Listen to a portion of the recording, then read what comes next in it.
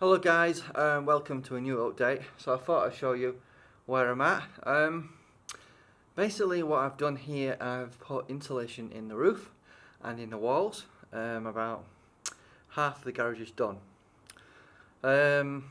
Cost wise, it's costing about £400 in insulation and about £500 in the plywood I'm going to put up on the walls, which is going to be on top of the insulation. Quite an expensive do this is.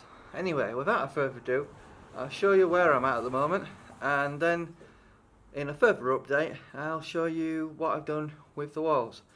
But essentially we're waiting for an electrician to come to put some power points in. I'll show you that part later. Obviously there you can see I've got my boards up in the roof, but above that it's insulated to more or less the end of the garage. And as you can look around, hopefully this gives you more of an idea. I've insulated the roof there. Right, ladies and gentlemen, I thought I'd just show you what I've done in the end gable part of the roof here. Cut the insulation to size there. I've put some wooden blocks up where I will attach the plywood to. And if you're wondering how I actually attached the actual insulation to the roof, I just basically nailed it in there. There's nothing in terms of glue up here holding this up. And just one side note is the most difficult part of this project is the angled roof. So as you can see, I've got a gap here. So this is a bit of a dilemma. I'm not sure what we're going to do there, but I think an idea is I'm going to box it with some wood and angle some plywood going up, something like that.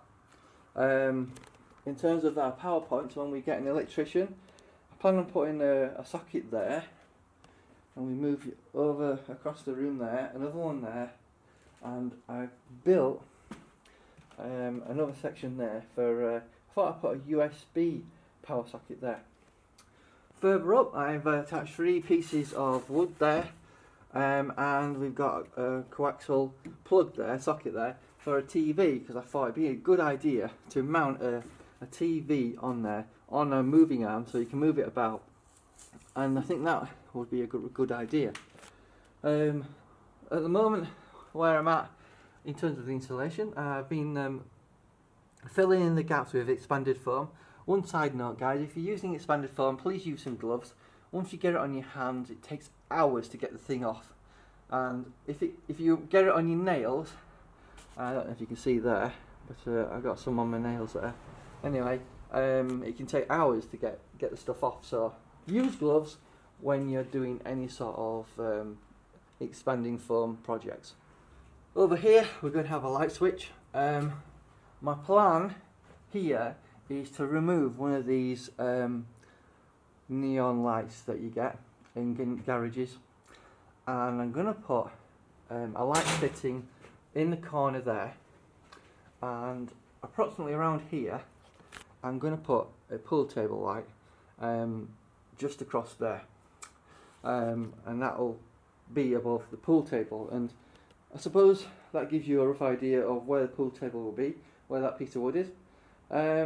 Approximately about a few inches shorter and an inch less wide, but that's more or less gives you an idea of where the pool table will be based.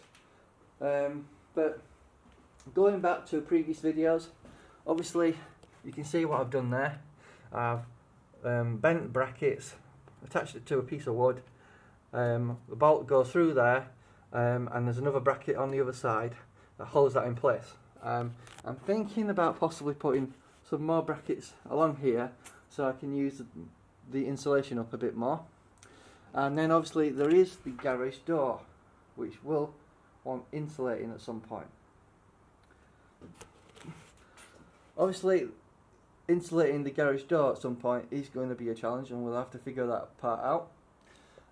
Over here we have an electrical box. Now, because of where it's placed, I can't really move it. So I think what we're going to do is we're going to probably box this off with a box. and insulate around it. And then at some point I was thinking about getting a garage door that you can open to the side of the garage so you can gain easy access. So that's the next step. Hopefully this is a bit informative in terms of putting insulation up, because I do appreciate there's not a lot of videos out there telling you how to go about it.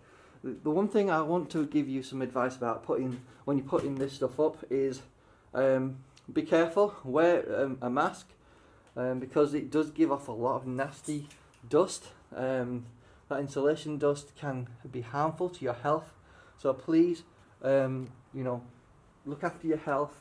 Use some glasses as well, because it gets in your eyes a lot.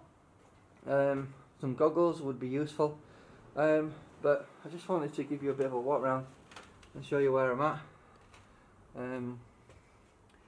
The hardest part, I think, is getting it cut to size in the roof. So hopefully this is a bit informative, and thanks for watching.